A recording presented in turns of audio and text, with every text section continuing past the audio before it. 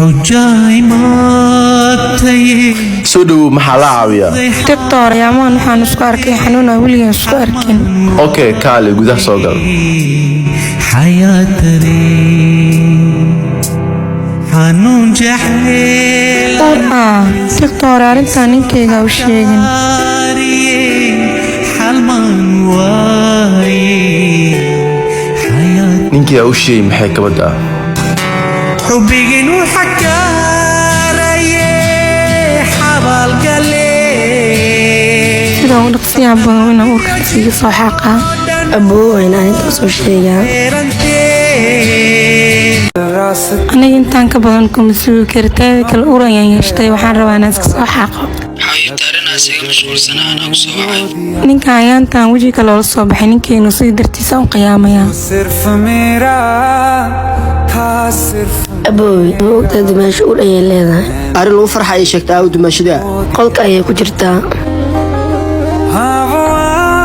aboow hadda u sheegay in dimaashi ilmaha soo aqrisoo noqon karaan xabiibtuna awrnada maxaad u sheegi weyday yaa ku dhahay waxaas niyada iga jibin oo ku baryaa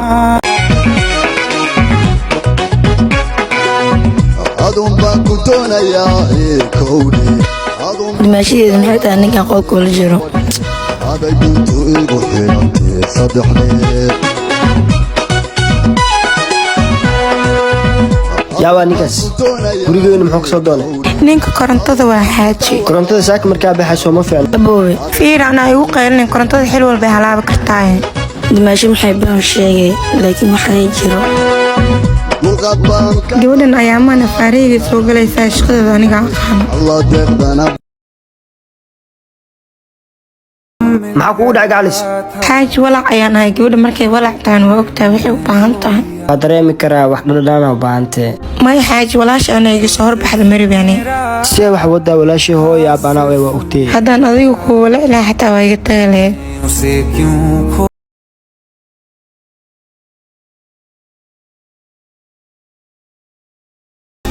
أعوذ بالله من الشيطان الرجيم